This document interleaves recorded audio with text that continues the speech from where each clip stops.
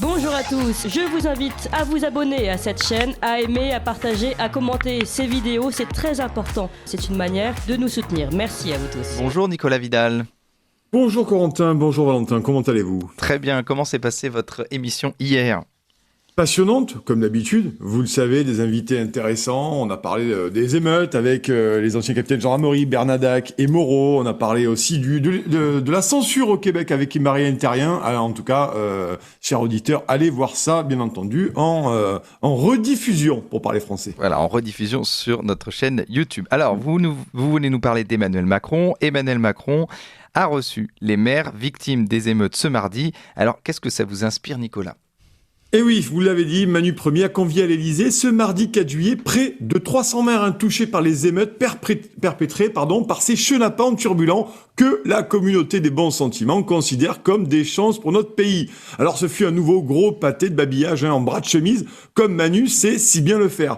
Mais au-delà de l'indigence à palabrer, dans le vent en ce début d'été, Manu Premier vraiment a accéléré sa chrysalide pour devenir une sorte de Manu Kim Jong-un Junior de la République du Macronistan flamboyant. Alors non, je n'exagère que très peu ce matin, car les trésors d'imagination déployés par ce pouvoir pour cadenasser la liberté sous toutes ses formes n'a plus aucune limite ni aucune malice. Ces gens sont véritablement en roue libre et ils se permettent tout, et certains supputeraient même, non sans raison, que ce pouvoir est né avant la honte, Corentin. Mais qu'est-ce qu'a bien pu dire Emmanuel Macron pour qu'il vous énerve à ce point ?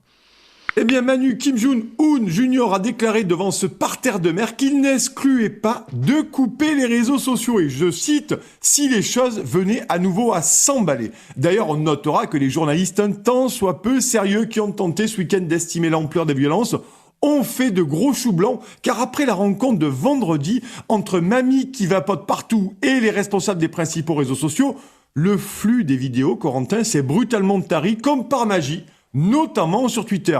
Et en quelques heures seulement, plus de sons et plus d'images sur les violences, hormis 2 ou 3 séquences par-ci par-là. Et nous avons eu droit à une litanie du gouvernement sur une situation apaisée, repris et pilonnée par les grands médias bien appétis de déférence. Circuler, y a rien à voir, même pas quelques mairies et 2-3 commissariats qui brûlent. Nos chances pour la France avaient brutalement, probablement décidé de rentrer chez elles pour se remettre fissa à leurs équations à deux inconnus entre 2 chapitres de Victor Hugo, mon cher Corentin.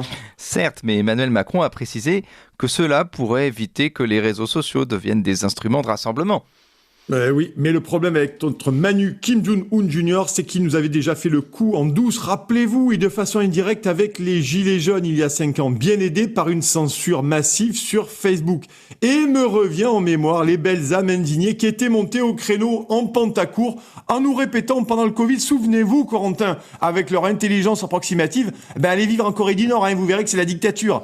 Encore aurait-il fallu que ces Télétubbies sachent placer correctement la Corée du Nord sur une carte, mais c'est une autre affaire après celle de l'Ukraine que les mêmes te placent au nord de l'Estonie. Eh bien justement, braves gens au cerveau creux, ces belles et grandes démocraties que sont l'Iran, la Chine, le Pakistan, la Corée du Nord, le Vietnam, le Mali, la Turquie, la Russie, la Biélorussie, le Turkménistan, l'Ouzbékistan, le Bangladesh, l'Ouganda, ont généreusement bloqué ou entravé considérablement les réseaux sociaux, car trop de démocratie tue la démocratie, faut que tu même pas te déconner quand même. Alors Manu Premier, en pleine chrysalide autoritaire, rêve de rejoindre ce prestigieux club international de la censure, car depuis le début, c'est un peu son projet, nous avait-il dit, rappelez-vous, Mais nous, chers amis, nous continuerons inlassablement à vous informer librement, à écrire des articles et à porter les voix qu'on n'entend jamais, car c'est comme cela que nous lèverons toutes les censures, comme le pensait Jean Genet en son temps.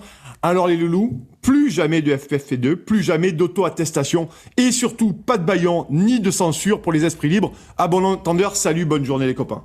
Merci beaucoup Nicolas Vidal, on se retrouve mercredi pour votre matinale. À mercredi.